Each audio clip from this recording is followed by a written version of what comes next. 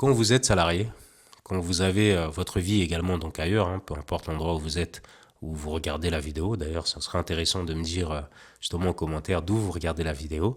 Et à ce moment-là, vous avez vos dépenses donc quotidiennes et vous avez ces fonds que vous devez épargner ou pour envoyer au pays. Donc là, c'est déjà différent. Vous voyez, donc stratégiquement, ça devient un petit peu difficile de combler un peu les deux. Et encore, on va dire que vous réussissez ces étapes, vous allez jusqu'au bout et vous investissez pleinement.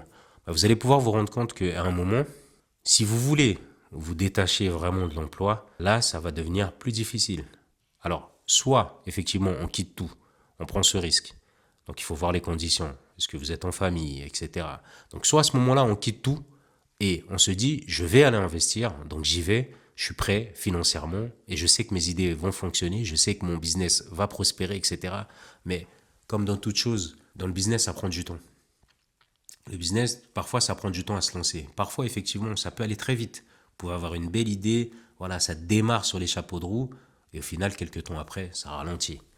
Il y a des personnes aussi pour lesquelles ça va très bien. Vous pouvez développer une très bonne idée, et voilà, ça marche. Tout dépend des profils. Il ne faut pas seulement regarder tous ceux qui disent qu'ils n'ont pas réussi, qui ont échoué, etc. Donc, il faut prendre l'expérience de tout le monde. Je pense que ça, c'est très important. Mais chaque personne a sa chance. Chaque personne a ses idées. Et au-delà de la chance, donc je pense que c'est aussi la configuration que vous allez mettre en place justement pour pouvoir emmener vos idées. Et ça, c'est ce qui va vous permettre notamment de bien réussir ou pas. Donc je pense qu'à ce niveau-là, on est un peu tous différents. Donc il faut pouvoir avancer ses pions tel qu'il le faut. Donc quitter un emploi à ce moment-là, est-ce que c'est judicieux? Ma réponse aujourd'hui avec du recul est non.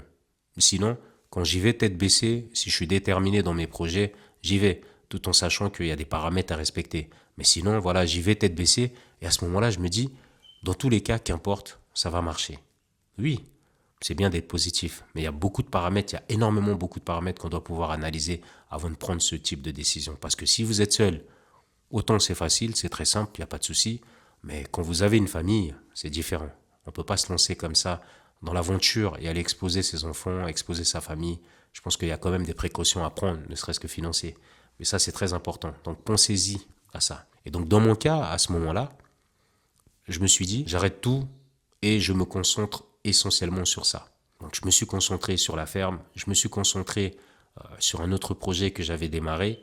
Et puis derrière, j'ai lancé encore un troisième projet et je me suis dit, au moins avec ça, ça va me donner le temps en fait de voir comment ça évolue.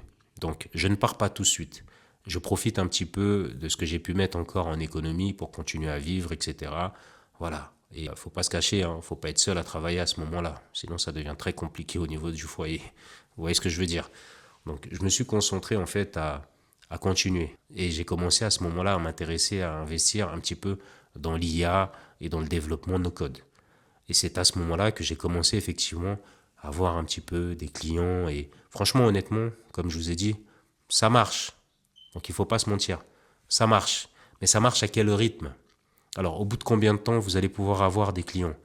Quels sont les types de forfaits que vous allez mettre en place? Une fois de plus, ça c'est très important parce que c'est ce qui va déterminer en fait la suite de vos projets. Il faut se dire qu'à ce moment-là, au niveau du pays, vous faites à peine rentrer de l'argent, enfin moi dans mon cas, par rapport à ce que j'avais fait, je fais à peine entrer de l'argent. Donc si à ce moment-là, il aurait fallu que je quitte tout avec ma famille, après j'ai un bien, euh, bientôt un deuxième immobilier ici, donc en vendant, oui, en tout quittant, oui, j'ai assez de fonds pour pouvoir vivre et faire tout ce que je veux au niveau du pays à mon échelle, bien sûr.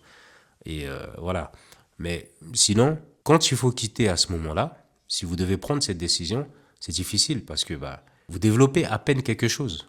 Est-ce que ça va vous permettre de vivre avec votre famille? Vous avez quand même un quotidien qu'il faut tenir. Vous avez des déplacements, il faut nourrir votre famille, il faut veiller à sa santé. Donc il y a pas mal de choses qui rentrent en compte. Et donc vous ne pouvez pas comme ça, du jour au lendemain, dire non, je m'en vais et je décide de tout laisser et voilà. Et on est rattrapé par cette réalité. D'autant plus que cette réalité, elle nous rattrape dans le sens où tu as tout mis en place, et tu arrives à un moment où ça ne fonctionne pas forcément comme tu l'attendais. Tu es bien motivé. Là, tu commences à travailler un petit peu sur tes erreurs. Alors, qu'est-ce que tu as fait comme erreur? Est-ce que tu as donné un peu trop de laisse? Est-ce que tu t'es organisé correctement? Est-ce que tu avais bien pensé à ton projet? Est-ce que tu as fait face? Vous avez vu par exemple, notamment sur la ferme, à un moment, on a perdu beaucoup de bêtes. Donc, est-ce que tout ça te permet voilà, de vivre tel que tu as envie de vivre, bien que la vie est un choix aussi, le niveau aussi, voilà. Mais est-ce que tu as envie de vivre tel que tu voudrais? Est-ce que les fonds seront suffisants? Eh bien, vous pouvez vous rendre compte que parfois la réponse est tout simplement non. Et ça, c'est une réalité qui rattrape beaucoup. Alors, et quand vous vous êtes préparé, je vous dis, quand vous vous êtes préparé mentalement et tout, il y a toujours des choses en fait qui vont vous faire douter. Et ça, c'est totalement normal. On reste des êtres humains. Il y a des manières d'affronter le doute, les peurs, etc. Et ça, pour l'instant, on n'entre pas dans ça. Mais quand vous vous êtes préparé et que vous vous attendez en fait à un certain train de vie, à ce que les choses marchent vraiment comme vous aurez souhaité que ça puisse fonctionner et que ça ne va pas de cette manière, eh bien, il y a de quoi réfléchir. Donc, j'en étais arrivé à faire justement un bilan et à ce moment-là me dire, peut-être que c'est encore précoce. Alors, je me suis dit, j'ai encore le temps.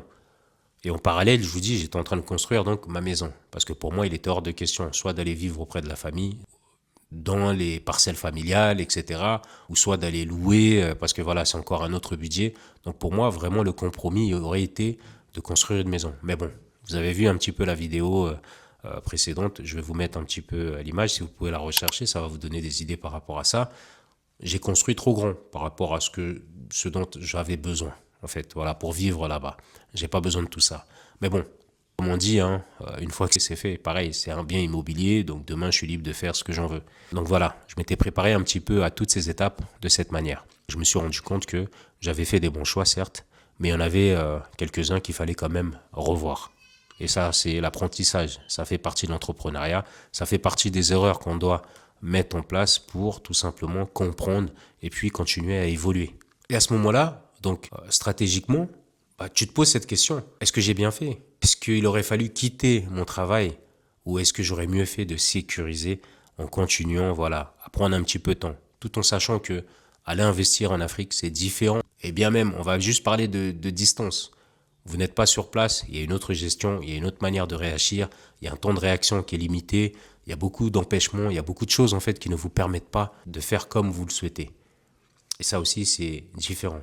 Et donc, à ce moment-là, je me suis dit, c'était peut-être trop précoce. Et donc, j'ai retardé justement le projet. Et je me suis dit, plutôt que de continuer à être en dessous jusqu'à me mettre dans le rouge, dès que j'ai vu que j'ai commencé à atteindre le rouge, c'est là où ça allait être compliqué pour moi. Et il y avait une vidéo justement où je vous expliquais que heureusement que j'avais Binance et que justement ça m'a permis en fait de me relancer. Voilà, vous voyez, j'avais investi à cette époque dans l'Ethereum et ça avait pris un petit peu de valeur. J'avais une autre crypto sur laquelle j'avais également donc investi et ça m'avait permis à l'époque vraiment de me sortir de la galère parce que j'étais là sur la ligne rouge. Il me restait plus qu'à mettre. J'avais déjà un pied, on va dire, dans le rouge. Voilà. Et ça m'a permis de sortir de là sur une courte période. Et ça m'a permis de me relancer un petit peu. Et après, je me suis dit, bon, tant qu'à faire, vaut mieux reprendre un emploi et puis que ça puisse me permettre justement de stabiliser un petit peu les choses et de continuer à voir comment ça peut fonctionner là-bas et puis de me donner un élan supplémentaire pour aller. Et donc là, de cette manière, j'ai vu et pendant ce temps aussi, ça m'a permis un peu de me perfectionner sur l'IA, sur le développement du no-code, etc. Et aujourd'hui, c'est une opportunité. C'est franchement quelque chose qu'il faut faire, je pense, à plein temps. Et voilà, ça peut éventuellement changer la donne. Donc du coup, j'ai repris un CDI et j'ai pas mis du temps, hein, j'ai postulé. J'ai mis mon CV en ligne le jour même. Je l'ai mis en ligne, il était, je pense que c'était dans la nuit parce que je travaillais sur un projet. Je l'ai mis en ligne vers 4 heures du matin, quelque chose comme ça. Et à 9h, j'avais déjà donc un appel pour un entretien, etc. Et donc, ça s'est fait même le lendemain, puisque j'ai été. Et une semaine après, je devais prendre une petite formation qui allait me ramener encore vers une formation un peu plus longue. Et au final, non. Tout ça s'est pas fait. Donc, j'ai commencé dans le tas. Et puis voilà. Et donc, jusqu'à ce jour. Et bien sûr, faut être honnête, le salaire, il est bon. Donc, je ne vais pas travailler honnêtement pour un salaire inférieur à ce que je peux prétendre. Ça, c'est hors de question. Voilà, c'est ma façon à moi de voir les choses. Parce que derrière, j'ai besoin d'investir, j'ai besoin de consacrer mon salaire à certains projets et ça, c'est très important. Et donc voilà pourquoi, tout simplement, j'explique que à un moment, donc c'est important quand même d'avoir un levier supplémentaire. Et ça vous permet vraiment de vous organiser, ça vous donne du temps. Donc, j'ai fait ça et franchement, ça me va très bien. Et voilà. Mais sauf que là, on arrive justement à cette période où choses se sont mis en place, les choses donc ont commencé à aller vraiment de l'avant. Et là, ça va nécessiter ma présence sur le terrain parce que, comme vous le savez, si vous n'êtes pas sur le terrain quand ça commence à fonctionner, eh ben, c'est catastrophique. Voilà un petit peu la manière dont je gère. Et donc, tu vois, là, au moment où je vous parle, ben, je suis encore en CDI et ce qui me donne pas beaucoup de temps. Et donc, je gère de cette manière jusqu'à très prochainement où je vais pouvoir donc mettre fin à ce CDI et puis ben, y aller, me lancer dans ce grand bain. En tout cas, c'était très important de vivre comme ça. Et donc, sur les prochaines vidéos, on va voir un petit peu comment est-ce que je gère toute cette partie, etc. Voilà, donc merci et abonnez-vous pour ceux qui aiment ce type de contenu. Je vous dis à très bientôt. Ciao.